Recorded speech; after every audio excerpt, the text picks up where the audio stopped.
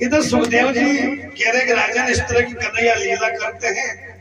तो परीक्षित ने पूछा महाराज, कन्हैया तो स्वयं भगवान है, तो वो परिस्थितियों को कैसे हाथ लगाया उन्होंने, ये राज क्यों किया?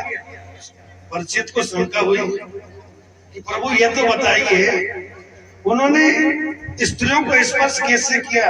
मैं मानता हूं कि पूर्ण काम है, श्री कृष्ण है, फिर भी उन्होंने किसी वस्तु की कामना नहीं थी, फिर भी उन्होंने किस अभिप्राय से निंदनीय कार्य किया? परीक्षित ने इस कार्य को निंदनीय माना, शंका हो गई। सुखदेव जी कहते हैं कि राजा, धर्म व्यतिक्रमो दुष्ट ईश्वराणां साहसं तेजी असाम दोषाय बहन सर्वभुजो नेततं समाजरे जातु मनसामपि हयनीश्वर विनश्यत्याचरं मोढ्याद्यथा रुद्रोधीवधक्षमीश्वर। सुखदेव जी कहते हैं कि राजा, ईश्वर अग्नि आदि समर्थ जो लोग होते हैं ना, कभी कभी ऐसा काम करते हुए नजर आते हैं, यानी समर्थ को नहीं दोष गुसाई।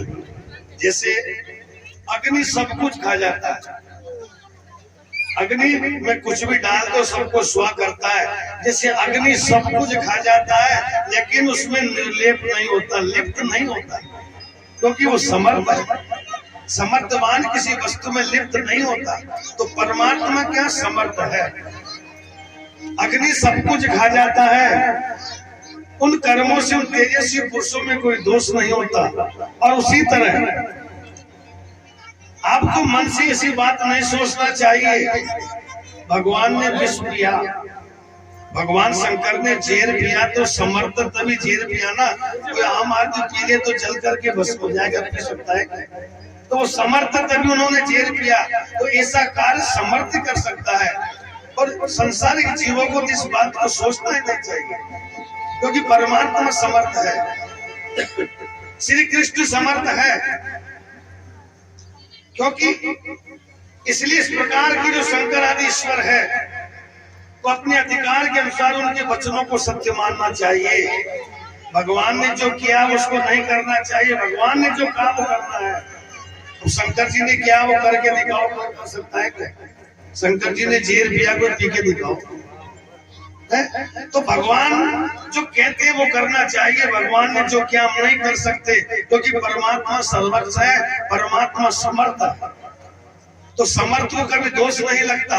मेरे कन्हैया ने गोपियों का स्पर्श किया लेकिन उसमें लिप्त नहीं हुए, किसी तरह की कामना नहीं थी, क्योंकि वो तो परमात्मा है। हर जीव परमात्मा से मिलन की इच्छा रखता है।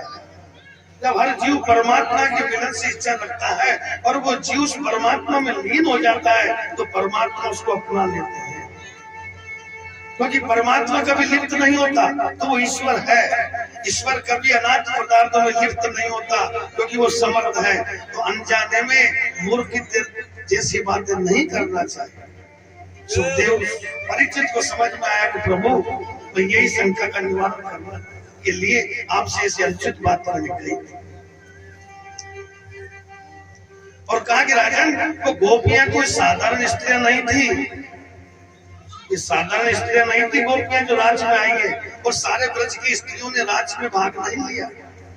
जो उस राज्य की अधिकारी थी, भगवान ने जिसको अपना लिया, जो निस्वार्थ थी, निर्लेप थी, निर्विवाद थी, उन्हीं गोपियां राजमंडल में आई थी और उन्हीं को भगवान उन्हीं के साथ राज किया है। इस सामान्य गोपियों के साथ भगवान ने राज नहीं किया। जो गोपियां अनेक तरह के कर्म करके और ब्रज में आकर के उनने जन्म लिया भगवान को पाने के लिए, वही गोपियां राजमंडल में आने की अधिकारी हुई। इस तरह भगवान राज करते हैं। जय जय श्री राधे।